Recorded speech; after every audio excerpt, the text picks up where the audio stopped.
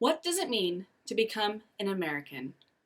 Hi, I'm author and creative warrior Sarah Faxon, and tonight we're talking with Dr. Cary Lowe about his book, Becoming American. Dr. Lowe, welcome to the show. Thank you. Glad to be here. Now, Cary, throughout your book, we explore an incredible array of situations and scenarios, ranging from some really beautiful experiences to some really dark experiences of a post-Holocaust world. You talk about various racism that you saw and experienced, and as well as some really interesting things as an immigrant. Would you like to tell us a bit more about your story, Becoming American? It started with my taking what I'd call a roots trip back to Eastern Europe with my daughter quite a few years ago. And we wound up finding a cemetery, a very well hidden cemetery in rural Czech Republic outside Prague, where my great-grandparents, paternal great-grandparents, were buried. And after that trip, I started writing about that experience, and that led me to start writing other stories about my childhood in post-war Europe and experiences my family had there. And from there, it gradually evolved into the book that is now available, Becoming American. It starts with my childhood in Europe. My family's immigration to the United States, and then my becoming an American citizen in my teens. Moving to California, going to college, serving in the military, becoming a lawyer, becoming very engaged in American politics on multiple levels. During that whole time, gradually writing the pieces that eventually became the various chapters of this book. Although I would say I didn't really start writing seriously until just the last, say, 3 years or so. Well, it seems like a very timely piece, that is for sure. I mean, I know, like you said, this started several years ago, the story and everything that's a part of it, but there's several themes throughout that really relate and ring true to the current political climate and situation that we find ourselves in. How does the book really relate to the current political environment and the controversies over being an immigrant and what it means to be a true or a real American? You want to tell us a bit more about that? There was no coincidence in my plunging ahead with the book 3 years or so ago, because that was when the Trump administration was really ramping up its restrictions on immigration. It's what I'd call demonizing of a lot of immigrants. And that really gave me a stronger motivation to finish writing this book, because what I wanted to show was that immigrants come here, they become useful citizens, we blend into American society, we get engaged, we contribute to the economy, and we have great stories. I think people, if they actually meet immigrants, or if they have members of their family that were immigrants, they understand this. But unfortunately, an awful lot of people don't have that experience, even when they're living in a place like San Diego, where we're right on the border with Mexico, and there are immigrants of all sorts around us all the time. But I think there's just a lot of misconceptions about immigrants and their role in American society, and as you say, what it means to be a real American. That's evolved a lot, and where once upon a time, I say in the book how in my childhood I thought I wanted to be a real American by becoming a soldier or a cowboy, because that's what I saw in the movies. But that's changed a lot, and I don't think for most people those stereotypes hold as much anymore. One of the really beautiful parts about one of several beautiful parts of your book was in the beginning when you and your daughter were trying to get the stories out of your mother. and really investigate her past so that you both could have a deeper understanding of your journey and how you became American. Of course, you lived through a good part of the immigration piece, but there was that disconnect between your granddaughter, or excuse me, your daughter, and her situation of growing up in LA. And that was something that really connected with me, because one of my biggest missions is to help other people discover their family roots. How did you get here? How did you get to wherever you are? What did your family go through to get you to where you are now?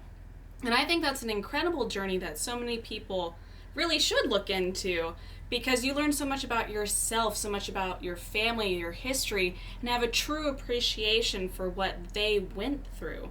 Now, for you, coming off a family that survived through the Holocaust, was writing this book a part of healing for you and, give you deeper understanding of what they went through? I would say more discovery than anything else, because when I was growing up, my mother would never talk about her wartime experiences except in the most superficial ways. She was in hiding through much of the war, lost most of her family. Uh, she repressed an awful lot, understandably, as a lot of survivors did. People who, whether they survived in hiding or survived concentration camps or whatever. So when she opened up after so many years and began talking first to my daughter and then to both of us about those experiences in greater detail, it revealed a lot more to me about her that previously I could only have surmised and didn't have any real confirmation of.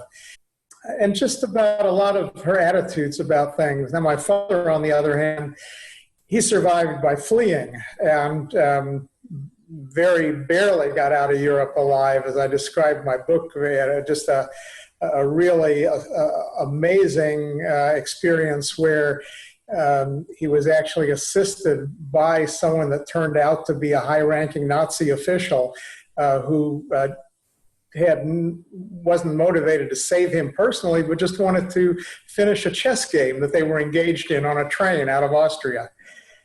So you get these incredible stories, and when I was a child, I used to just marvel at the stories that people would tell or even hint at.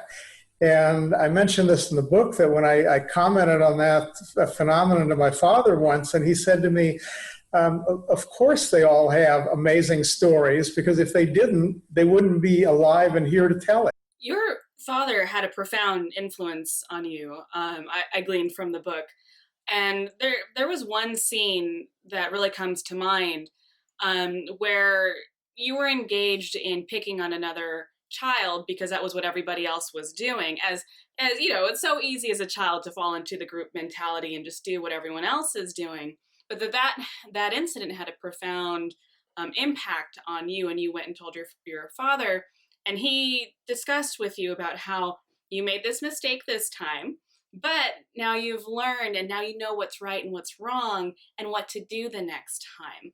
And I thought that was really profound, following some of the other scenes in your story where you were talking about how when you were much younger, the children on the playground played together. They didn't care about the differences. They didn't see the differences. And at some point, that transition changes, where that becomes learned behavior of us versus them. And I thought that was such a profound theme throughout the entire story of, having those moments where we realize, oh, I shouldn't follow the crowd. And I need to be responsible for my own actions and for my own decisions to do what is right.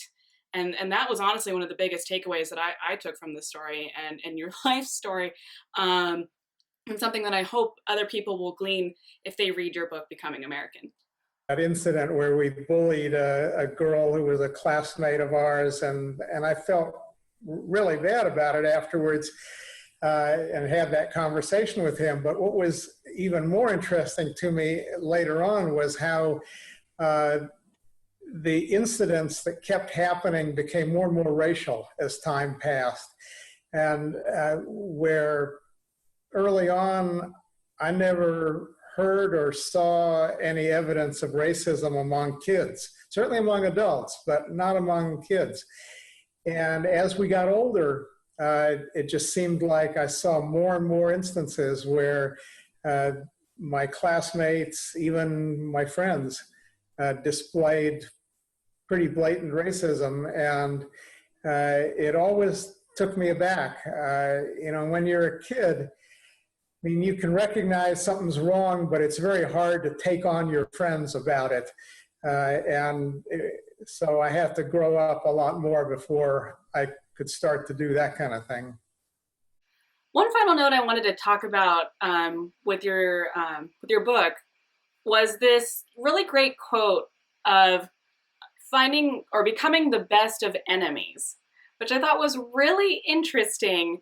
The scene is you and your family were pulled over, or you had a flat tire behind enemy lines of the Cold War, the Soviet Union lines, and a truck of Soviet Union soldiers pulled up beside you guys and were like, y'all need to get going, you can't be here. And your father struck up a conversation with them and found common ground to the point where they dropped their hostility and helped your family. That scene is so profound, and it's, it could have gone very south, as I'm sure you know.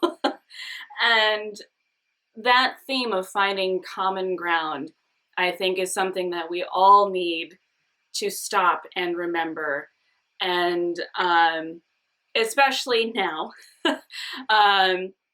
finding that common ground and establishing common ground with each other and sort of setting aside our differences to realize that we are all one. It's a very profound experience and a lesson that I actually have been able to use professionally, because one of the things I do is I'm a mediator. And so in mediation, I actually have told a short version of that story on a couple of occasions to people who were having a hard time visualizing how they could ever find common ground with the people on the other side of the table. And of course, the mediation process is all about helping adversaries find enough common ground that they can settle their differences in a way that's at least reasonably acceptable to them. Well, everybody, this has been an absolutely wonderful interview with Dr. Cary Lowe about his book, Becoming American. Be sure to click the subscribe button and hit that notification bell so you'll be in the know whenever we release new author interviews, writing tips, book reviews, and author trailers. I'll be sure to leave the description to Dr. Lowe's book in the description box below, so be sure to check that out. Dr. Lowe, thank you so much for joining us tonight. This was an absolute honor. Thank you for having me. This was great.